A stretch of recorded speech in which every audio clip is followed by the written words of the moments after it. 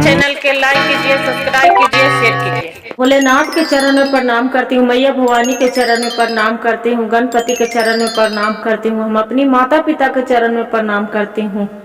मेरा प्रणाम स्वीकार हो प्रभु, मेरा प्रणाम स्वीकार हो। सभी देव देवी के चरण में प्रणाम करती हूँ, मेरा प्रणाम स्वीकार हो प्रभु, मेरा प्रणाम स्वीकार हो। वहां पर एक राजा चतुर्वर्ती वो राजा था। राजा के एक ही पुत्र था। जो राजा के पुत्र था, राजा धीरे धीरे बुढ़ापा हो चुका था। उसका पत्नी बोले, महाराज आप भी पुत्र हैं, उसका भी राजपाट है, आप दिया करते, उसका शिकार करने के लिए जंगल में भेजा करते। उसका आज जो नहीं दीजिएगा तो वो कब सीखेगा। देखिए गुरु बहन, कोई भी अपना बाल बच्चा के चाहते हैं कि मेरा बाल बच्चा आगे के होशियार हो, चालाक हो। जैसी रानी महारानी बोले, इतना महारानी के बात सुनकर राजा साहेब बोले कि हाँ आप सही बोलते हो महारानी, आपको बात से कहना सही है। अपना पुत्र के मोहन के बुलाए कि मोहन ये तो बताओ, हम से अब शिकार नहीं होता है, अपना राजपाट खुद संभाल लो और संभाल के ये काम करो, आप जाओ शिकार करने, खुद से चला जाओ।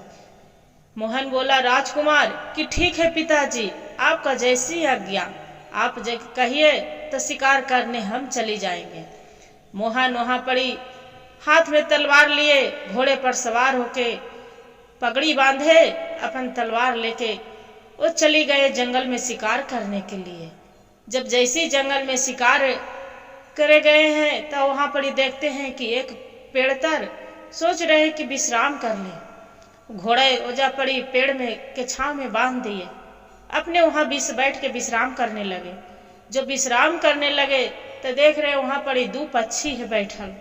जब दो पक्षी, एक तोता एक मैना, तो पक्षी बोल रहे हैं कि ये राजकुमार कितना सुंदर है, ये राजकुमार की तरह इस दुनिया में लग रहा है कि कोई नहीं है, कितना खूबसूरत है। दूसरा पक्षी बोल रहे हैं कि आप जानते हैं तोता, ये पक्षी के तरह एक यहाँ के राजा के लड़की है, राजकुमारी बहुत सुंदर है, ये राजकुमार लायक है। वहां फिर वो राजकुमारी से ये राजा जो राजकुमार शादी कर लेते तो उसका धन दौलत आजकल इन्हीं के हो जाता। आजकल कौन देखते हैं कि बूढ़ा बूढ़ा भी राजा महाराजा रहते हैं तो राजकुमारी से शादी करने के लिए तैयार हो जाते हैं। बाकी वो राजकुमारी किसी से शादी करने के लिए वो मोहिनी तैयार नहीं है, उसका नाम मोहिनी है, मोहिनी तैयार नहीं है। वो कभी भी सोच रहे कि मेरा राजकुमार आएगा तो उसी से हम शादी करेंगे, मोहन से। इतना बात सुन रहे हैं, जो मोहन सुन रहे होकर बाद में पक्षी से बोले कि हे पक्षी, ओ कहाँ है, ओ फूलमती कहाँ है, जे कौन नगर में रहते हैं, कहाँ पड़ी रहते हैं, उसका कुछ पता बता दो। इतना कहकर वो पक्षी कुछ नहीं बताती है और चलते हैं वहां से। जब उड़ चलता है, धीरे धीरे चलते चलते कुछ दूर जाते हैं तो वहां पर ही देखते हैं कि एक बाघ आ रहे रास्ते में। जो बाघ आ रहे हैं तो बाघवा के उसका सुई गड़ल है अथिया में, पैरवा में। बोलते हैं कि हे राजा साहेब, आप मेरा जो सुई निकाल देते हैं, आप जो चाहे, जो आपको मन चाहित फल हम दे सकते थे, चलल नहीं जा रहा है मेरा पैर से। बोले कि पैर के में से राजा साहेब जो रहते हैं राजकुमार, वो सुई निकाल देते हैं, सुई निकाल देते हैं। बाघ शेर बोलता है कि हे महाराज, आप मेरा साधारण शेर मत समझिएगा, लीजिए एक गले के बरमाला देते हैं, ये माला अपना गले में धारण कर लीजिए, ये मैं आपको मेरा अवस्था कभी भी जरूरत पड़े तो हम आपको सहारा देंगे, हम सहाय हो जाएंगे। आप ये माला से जो चाहेगा, जो भी मन चाहे फल मिल जाएगा। उतने चलने में फिर वहां से राजा साहेब दूरी थोड़ राजकुमार चलने लगे चलते चलते अपने खाने पीने के सामान रखे थे।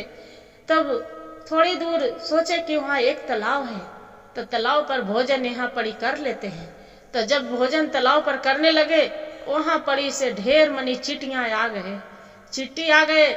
चिट्टी के राजा साहब बोले कि हम खाएंगे, ये सब चिट्टी रहेंगे भूखा, ये अच्छा नहीं लगेगा। राजकुमार सब चिट्टियों के भर पेट भोजन कराए। जब भोजन कराए तब चिट्टियाँ बोलती है कि हे महाराज, आप तो, मैं साधारण चिट्टी हम नहीं हूँ, आपको जो चाहिए, आपका कभी भी मेरा जो जरूरत पड़ेगा तो हम आपको साथ हो जाएंगे, तैयार हो जाएंगे। फिर उतने में एक बूढ़ा आ गए, प्यास के मारे तड़प रहे थे, एकदम छटपट कर रहे थे। तो बोले कि हे महाराज, राजकुमार मेरा जो पानी पिला देते तो आपको हम जो कहते, जो हम आपको आभारी रहते। क्या किए कि बूढ़ा के पानी पिला दिए। बूढ़ा पानी पीकर बहुत आनंद हो गए। आनंद होके बोलते कि लो राजकुमार, एक चादर देती हूँ, ये चादर पर बैठ के आप जहाँ चाहेंगे, जहाँ आप जा सकते हैं। जो चीज मन फल चाहेंगे वो चीज मिल सकते हैं। जो चीजें खाना चाहेंगे वो खाना आपको मिल सकता है। जो रानी महारानी जो भी चाहेंगे वो भी सब चीज मिल जाएगा। लो ये उड़ान भर के चादर है। फिर बोले महाराज, एक रत्ती न जड़ल एक तलवार देते हैं। ये तलवार एक ही खेवा में चलाने से बड़ा बड़ा चट्टान भी एकरा से टुकड़े टुकड़े हो जाते हैं। कहूँ भी कोई मुसीबत में भी ये तलवार आपको साथ रहेगा। एक मुहर्र देते हैं, कभी भी जरूरत पड़ेगा उसका से सभी रास्ता सब दिख जाएगा। इतना कह के आओ बूढ़ा बाबा वहां से चल देते हैं। जब बूढ़ा बाबा चल देते हैं, राजकुमार के मन ही मन फूलमती मन में विचार करने लगे कि कैसे मेरा फूलमती कैसे मिलेगा। उतना मन में विचार करके और वहां से चल दिए। बोला एक दिव्य अच्छा है, पात्र जो भी चाहेगा वो मिल जाएगा। बाबा बोले देखो राजकुमार, ये जो तलवार है आपका सब चीज दे सकता है, बाकी हीरे मोती सब चीज जो भी जवार जो भी मन फल चाहे, जितना भी कुछ भी चाह लो सब चीज मिलेगा। बाकी लालच कभी भूल के ना करना। जो आदमी सोचते हैं लालच करते हैं वो बुरी बलाई होता है। पार ले जाओ, ये तलवार आपको काम आएगा। ये चोर नहीं चुरा सकते हैं, जो चोर चुराएंगे तो इसका सिर अलगे काट के तलवार कर देगा। ये तलवार जो चीज हर चीज के लिए सब चीज में काम आएगा। राजकुमार चादर बिछाया, चादर के बोला कि हे चादर, भोले बाबा के नाम लिए, शिव गुरु के भोलेनाथ के कि हे भोलेनाथ, चादर को अपना ध्यान लगाकर कि मेरा फूलमती है राजकुमारी, वहां ले चलो। झड़ सनी चादर उसका फूलमती के कमरे में चला गए। कमरे में जाकर राजकुमारी के सामने राजकुमार खड़ा हो गया। कुमारी तो देखकर बहुत घबरा गई। फिर राजकुमार बोले कि ये राजकुमारी फूलमती, आप घबराओ नहीं, हम एक राजकुमार हैं। इतना सुनकर राजकुमारी बहुत खुश हो गई। देखकर सामने क्यों खुश हो गई कि एक दिन सपने में देखी थी कि मेरा सामने चादर उड़ाकर एक राजकुमार आके खड़ा है। आज राजकुमार सामने ही खड़ा है फूलमती के। राजकुमार के देखकर पूरा उसका चेहरा बहुत देर तक निखारते रहे। राजकुमार भी फूलमती के चेहरा देखकर बहुत देरी तक निखारते रहे। फिर राजकुमार पूछे कि आप कहाँ के हैं, कहाँ से आए हो। तब राजकुमार बोला कि हम एक मदनपुर गांव है, वहां से हम एक विद्याधर एक राजकुमार हैं। और बाद में फिर हम यहाँ आए थे आपसे विवाह करने के लिए। राजकुमारी बोलते हैं राजकुमार के कि आप तो अति सुंदर हो, एक बाकी हम ऐसे अपना विवाह नहीं कर सकते हैं। मेरा पिताजी से आपको बात करना पड़ेगा। मेरी पिताजी के बिना ऑर्डर के हम कुछ भी नहीं कर सकते हैं। इतना सुनकर राजकुमार अपना चादर के बिछाए, चादर के बोले कि हे चादर, हे भोलेनाथ, इसका जहाँ चाहती हूँ, जहाँ ये चादर के लेके चलो। इसका पिता भी राजा साहेब भी वो क्या करते हैं, चादर वो फूलमती के पिता भी चादर उड़ा के लेके चले जाता है। कुमार के राजा साहेब उसका कारण पूछे कि हे राजकुमार, आप एक चादर पर अति सुंदर हो, बाकी एक चादर पर उड़ान भर के आने के क्या अवस्था हुआ। राजकुमार बोलते हैं कि हम एक मदनपुर गांव के एक राजा साहब के एक हम विद्याधर, उनको एक पुत्र हैं। हम आपको लड़की से विवाह करने के लिए आए हैं। राजा साहेब बोले कि आप तो बहुत अति सुंदर हो, बाकी हम अपनी पुत्री से आपको विवाह नहीं हो सकता है। राजा साहेब राजकुमार बोले कि क्यों, ताकि एगो दूसरे धर के राजा आके मेरे राज पर उसका हमला कर दिया था। मेरे राज पर दूसरे धर के राजा एक चढ़ाई कर दिया था, उसका मेरा बंदी बना लिया था। कुमार के बोले राजा कि हे राजकुमार, आप मेरी बेटी से बहुत प्रेम करते हैं, आप जो शादी करना चाहते हो तो मेरे जो पूरा राज पर पूरा बंदी बना लिया था, मेरा भी बंदी बना लिया था। तो छोटी सी बच्ची मेरी थी, ओ वहाँ मेरे में जाके लिपट कर खूब रोने लगी। जो रोने लगी मेरी लड़की के देखकर, सुंदरता के देखकर वो मोहित हो गया राजा। अब मोहित हो गया, बोले कि आपको लड़की जो 12 साल के हो जाएगा तो आपको पुत्री से हम विवाह करेंगे, तब आपको हम राज्य पाट पूरा लौटा देंगे। अब 2 दिन बाकी, आपको 3 दिन बाकी है, आपको जो शादी करना चाहते हो तो राजा धर के उसका बंदी बना के यहाँ लेके आना पड़ेगा। कार्य है कि राजा के वो बंदी बना के लाना है। दूसरा कार्य कि आपका 20 मन लड्डू खाना है। तीसरा कार्य है कि वहाँ राक्षस है। तीसरा कार्य है कि राक्षस के जो मारना होगा। जो ये 3 काम कर सकते हो तब मेरा लड़की से कार्य कर देते हो तो फूलमती से आपको हम विवाह कर देंगे, आपको हो जाएगा। राजकुमार बोला कि पहला कार्य अभी हम कर देता। आर के ध्यान देकर राजकुमार बोला कि हे तलवार, आप जाओ, जो धैर्य राजा है उसका बंदी बना के ले जाओ। पूरा वहाँ पड़ी ढेर मनी आपको अथी चाहिए, सेना चाहिए के धैर्य राजा के बंदी बना के ले आओ। राजकुमार गर्जन को राजकुमार बोले कि अपना जो खैरियत चाहते हो, अपना जान बचाना चाहते हो तो रानी जो फूलमती है राजकुमारी, उसका आपको कन्यादान करना पड़ेगा। आप तो बूढ़े हैं, आपको जोग तो बेटी है, आप क्या उसका से आप विवाह कैसे कर सकते हैं।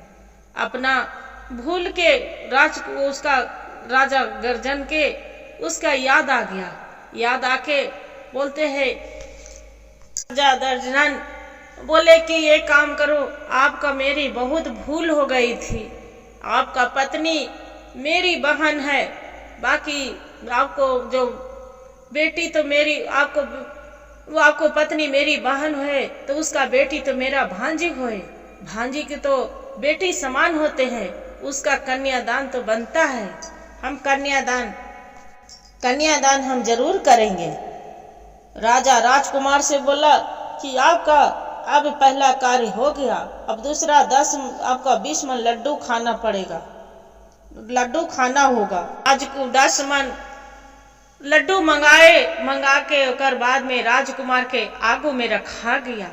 जब 20 मन लड्डू रखा गया, राजकुमार अपना चीटियों के सरदार को सब याद किए कि हे चीटी, हे सरदार, आप यहाँ, आपका जरूरत है। चीटियों क्या किए, हजारों के फौजी में पूरा आ गए। राजकुमार के 10 मन लड्डू पूरा सब जो उतना लड्डू था 20 मन पूरा खा गए। अब राजकुमार के राजा बोले कि अब जाओ, आप तो 2 कार्य हो गया, आपका तीसरा है कि जो राजछत है राजछत के मार के जाके ढेर गिराओ। राजकुमार बोलते हैं अपना तलवार के कि हे तलवार आपका जो राजछत है उसका मार के ढेर गिरावो। तलवार वहां से चली जाते हैं, पूरा राजकुमार और वहां पर ही राजछत के पूरा दिव्य तलवार से मार के ढेर गिरा देता है। काटकर राजकुमार राक्षसों के लेके चला गया राजा भीरी। फिर शेरों के अपना याद किया कि हे शेर आप कहाँ हैं, आप मेरा सामने प्रकट हो। शेर आ गया। शेर पूछता है कि क्या हुआ महाराज, मेरा आज्ञा दीजिए। महाराजा राजकुमार बोले कि हे शेर आप तो जंगल के राजा हैं, बाकी बहुत भयानक एक राक्षस था, उसका सर कट गया है। कुछ दिन 2 दिन के बाद वो बहुत दुर्गंध आएगा, वो कोई आदमी उठा नहीं सकता है। आप उसका जाके शिकार कर लो, उसका खा जाओ। क्या किए कि अपना बहुत मनी जंगल से शेर अपना फौजियों के ले लाकर और उसका नाश्ता कर दिया, पूरा खा गया उसका शेर पूरा छत को। राजा अपना बेटी के फूलमती के राजकुमार से शादी कर दिया। शादी करके उसका राजकुमार के साथ विदा कर दिया। जो राजकुमार अपना पत्नी के लेके चल दिया अपना महल के, वहां तक देखते हैं उसका माँ थे राजकुमार के बहुत खुश होती है। खुश होकर राजकुमार के बोलते हैं कि हे बेटा आप तो राज पूरा संभालने लायक जोग हो गए हैं, आप तो राजकुमारी फूलमती की भी ले आए हैं। वो नगर में गरीब आदमी भी कोई भी रहता था, राजकुमार अपना नगर के पूरा संभालता था। हीरा मोती सोना चांदी पूरा नगर वासियों के पूरा सबको देता था कि कोई यहाँ कोई भूखा ना सो सके। राज में मोहन राजा के विद्याधर के पूरा उसका जय जयकार होने लगा। जब जय जयकार होने लगा वहाँ के फूलमती और विद्याधर पूरा जय जयकार होने लगा। वो नगरवासी में कोई गरीब नहीं था। इसीलिए देखिए गुरु बहन, जिसका जो भला करो भगवान भी उसका भला करते हैं। गुरु भाई गुरु बहन, एक कहानी से हमें सीख मिलती है कि किसी को देख के मन ना अथी करो, मुंह ना बिधकावो, भगवान सब पर दया करते हैं। गुरु भाई गुरु बहन, जो मेरा कहानी अच्छा लगे तो वीडियो के लाइक और सब्सक्राइब और शेयर जरूर करिएगा और हर हर महादेव कमेंट में जरूर लिखिएगा दीदी। ये कहानी पूरा सुनिएगा, आपको कहानी बढ़िया बढ़िया आपको हम कहता रहेंगे। आप अपन दोस्तों भी शेयर करिए, सुनाइए।